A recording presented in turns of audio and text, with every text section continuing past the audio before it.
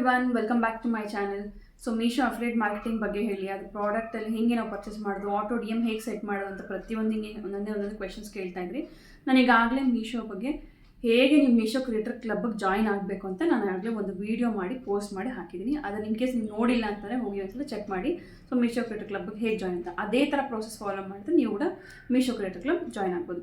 So ಈಗ next ತುಂಬ ಜನ ನಾನು ಕ್ವೆಶನ್ ಕೇಳಿದ್ದಂದರೆ ಅದರಲ್ಲಿ ನಾವು ಹೇಗೆ ಆಟೋ ಡಿ ಎಮ್ ಸೆಟ್ ಮಾಡಬೇಕು ಅಂತ ಹೇಳ್ಬಿಟ್ಟು. ಫಾರ್ ಎಕ್ಸಾಂಪಲ್, ನೀವು ಏನಾದರೂ ಇವಾಗ ಒಂದು ಪೋಸ್ಟ್ ಮಾಡ್ತೀರಾ ಅಂದ್ಕೊಳ್ಳಿ. ಪೋಸ್ಟ್ ಮಾಡಿ ಆದಮೇಲೆ ನೀವು Meesho creator ಕ್ಲಬ್ಗೆ join ಆಗಿರ್ತೀರಾ.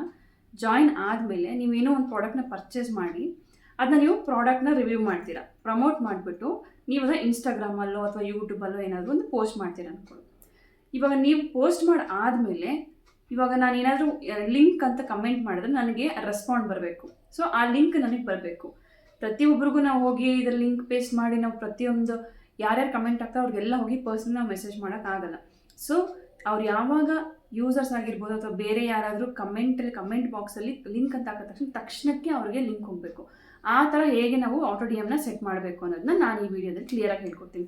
In case ನೀವೇನಾದರೂ ಇದನ್ನ ಫಸ್ಟ್ ಟೈಮ್ ನೋಡ್ತಾ ಇದ್ದೀರಾ, ನಿಮ್ಗೇನಾದ್ರು ಯೂಸ್ ಆಗಿತ್ತು ಅಥವಾ ಬೇರೆ ಯಾವ್ದಾದ್ರು ಯೂಸ್ ಆಗೋದಾದರೆ ದಯವಿಟ್ಟು ಅವ್ರಿಗೂ ಶೇರ್ ಮಾಡಿ, ನೀವು ಫಾಲೋ ಮಾಡಿ ಸಬ್ಸ್ಕ್ರೈಬ್ ಮಾಡ್ಕೊಳ್ಳಿ ಅಂತ ಹೇಳ್ತಾ. ಸೊ ಹೇಗೆ ಅಂತ ಅಂದ್ಬಿಟ್ಟು ನಾನು ಇದೆಲ್ಲ ಹೇಳ್ಕೊಂಡು ತುಂಬ ಸಿಂಪಲ್ ಆಗಿದೆ. ಅದೇ ಥರ ಪ್ರೊಸೆಸ್ ಫಾಲೋ ಮಾಡಿ ನೀವು ಆಟೋ ಡಿ ಎಮ್ನ ಸೆಟ್ ಮಾಡ್ಬೋದು. ಬನ್ನಿ ನೋಡ್ಕೊಂಬರೋಣ ಅದು ಹೇಗೆ ಅಂತ. ಯೂಶ್ವಲಿ ನಿಮಗೆ ಇನ್ಸ್ಟಾಗ್ರಾಮಲ್ಲಿ ನೀವು ಒಂದು ವೀಡಿಯೋ ಪೋಸ್ಟ್ ಮಾಡೋದು ಯೂಶ್ವಲಿ ಗೊತ್ತಿರುತ್ತೆ.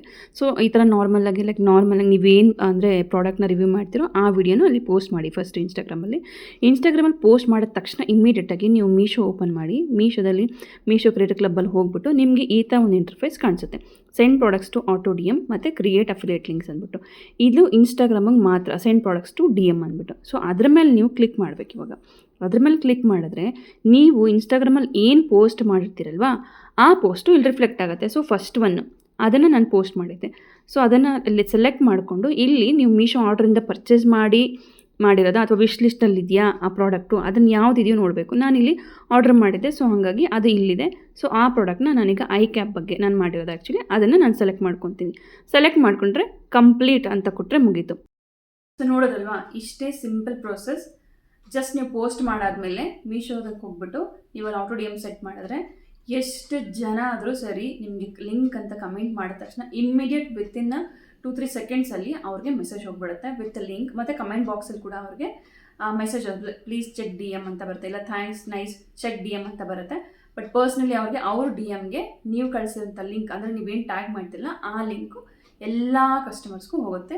ಅದು ಬಂದ ತಕ್ಷಣ ಇಮ್ಮಿಡಿಯೇಟಾಗಿ ಅವ್ರು ಏನಾದರೂ ಓಪನ್ ಮಾಡಿ ಇನ್ ಕೇಸ್ ಅವ್ರಿಗೆ ಅದು ಇಷ್ಟ ಆಯಿತು ಅಂತಂದರೆ ಅವ್ರು ಆ ಲಿಂಕ್ ಯೂಸ್ ಮಾಡಿ ಪರ್ಚೇಸ್ ಮಾಡಿದ್ರೆ ನಿಮಗೆ ಅಲ್ವಾ commission. So this how auto D M works.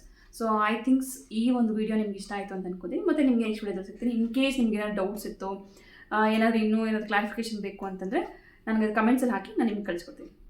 ಇಲ್ಲ ಅಂದರೆ ಏನಾದರೂ ಒಂದು ವಿಡಿಯೋ ಮಾಡಿ ಅದ್ರ ಬಗ್ಗೆ ಹಾಕ್ತೀನಿ. ಮತ್ತು ನಿಮಗೆ ನೆಕ್ಸ್ಟ್ ವಿಡಿಯೋದಲ್ಲಿ ಸಿಗ್ತೀನಿ. ಬಾಯ್.